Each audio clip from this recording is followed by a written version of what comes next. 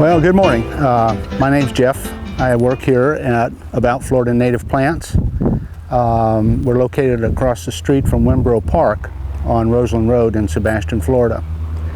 I'd like to give you a quick tour through the nursery where we have a nice selection of Florida native plants, and we can also get anything anybody needs.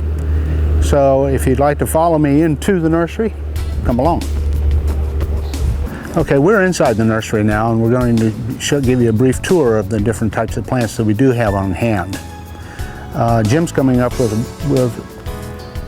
a wagon load that's going out with another customer now. And on this particular load, we've got the firecracker bush, we've got the fire bush, and verbena, the blue verbena, all of which are native. This is the fire bush. It's native. This is the blue verbena. We have the blue and gold verbena on hand. And this is the firecracker plant. A lot of people don't realize this plant will bloom all year long. When you get a little dead spot there, take it off and it reflushes. So you can get a nice, and the shrub actually will grow about 3 times the size.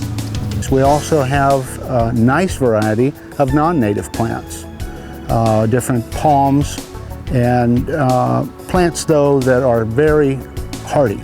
We're not going to sell annuals and things that are not hardy, that are very difficult to care for. So follow me. We have a coontie palm. It's a very slow growing Florida native. As a matter of fact, most of these that you're going to see here now are Florida native. Most Florida native plants, not all, are slower growing. They require little to no assistance after they're established. The wild blueberries, the sea grapes, the cocoa plum, they all have flowers. They all have some type of bloom or berry. And once again, they need very little food, very little water, very little attention at all. The ilex shilling viburnums, the different berries, the Christmas berries, slash pines, the longleaf pines, those are all available. And once again, once established, need very little attention. The coontie palm we have here is pretty much prehistoric. It'll grow in the piney woods. It needs very little care once again. Doesn't have to have direct sunlight. It takes bright light. Very slow growing, very low maintenance, and the fruit is actually a cone. It's not really a palm, but it does have a fruit and berry. It's about a 6 or 7 inch long cone that'll split open. There's red seeds on the inside of it.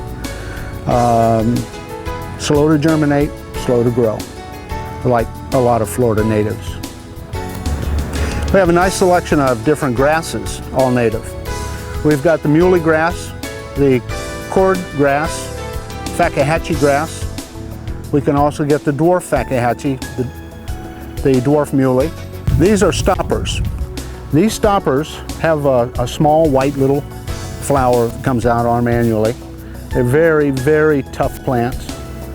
The white stopper, the Spanish stopper, and also the Simpson stopper all grow anywhere in the state of Florida and very salt tolerant.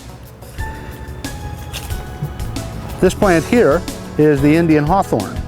The Indian hawthorn is used by the state, by the county, by the city governments along roadsides and parks, etc., because it doesn't take any real love and care. They're a beautiful plant. They bloom in the spring. There are 2 different types. There's the pink and the white flowering. Very, very hardy. This one over here on this side is the sweet viburnum. The sweet viburnum makes wonderful hedge material. Once it's established, it takes virtually no care, is salt tolerant, is cold tolerant, hot tolerant, you name it. You can't hurt them. They're used extensively all over by all the different government agencies also, because they're virtually carefree. Now I'd like to go over to the other side and show you some of the bigger trees that we can get. We have a nice selection of trees. We've got the Yupon hollies, we've got the Dahoon hollies, nice big trees, good hardy trees, slow growers. The saltbush. Saltbush is just what it says. It'll grow anywhere, coastal, non-coastal, takes a lot of water, takes very little water. All plants need a little water. These magnolias are truly beautiful plants. You can see the number of buds that come out every spring on these plants. And they're large flowers, not quite as large on the little gem as you would find on the southern magnolia, but they're truly beautiful and fragrant. As we spoke about earlier, these here are the firecracker plants. All the varmints love it. Even the hummingbirds love to come around them. We have the verbenas, the blue verbena, also the yellow verbena, the Florida privets, the myrcene, all of that. Over here we have bottlebrush trees. We have the 3-gallon size and larger. We can get as big a bottle brush as anybody would need. Once again over here we have arbicolas. We have the trinette, which are not native. We have the green arbicola, and we have the true variegated arbicola. These arbicolas are, once again, good hedge material. They're very, very hardy plants. The firebush up here, they have a beautiful red berry after the flower. They do flower nicely and then they form these red berries. Besides the native plants that we carry, we have a really nice selection of non-native plants that are, when established, are very tough plants themselves. The different jasmines, all kinds of colorful alamandas, mandavillas, tacomas. We can get anything. The availability is almost limitless. And once again, being in Central Florida, just about anything grows. These are the arbicola trinettes. Very, very popular for hedge material or shrubs. They'll grow 4 feet, they'll grow 6 feet, whatever you would like it to do. You keep it at the height that you want to keep it. The podocarpus, very, very nice hedge material. They prune beautifully. You can make them round, you can make them square. They also will grow up to 8-10 feet tall.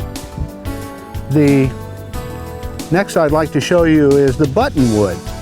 We have a very nice selection of buttonwoods. We carry both the green buttonwood and the silver buttonwood.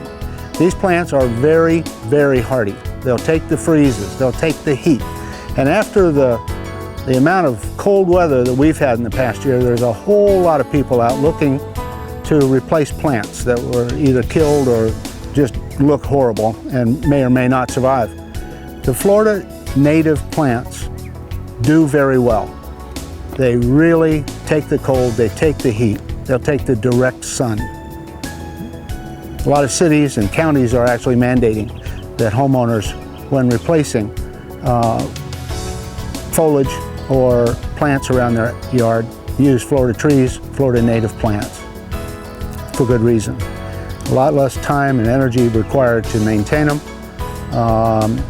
and they really are beautiful plants. We're happy to be here. We're happy to be received by the community as well as we have been. I would encourage you to stop by, see what we have. You'll be happy. And that's the thrust of the organization, is to make happy customers. We don't want anybody unhappy. So please stop by and see us. We're across the street from Wimborough Park on Roseland Road in Sebastian. Thank you very much.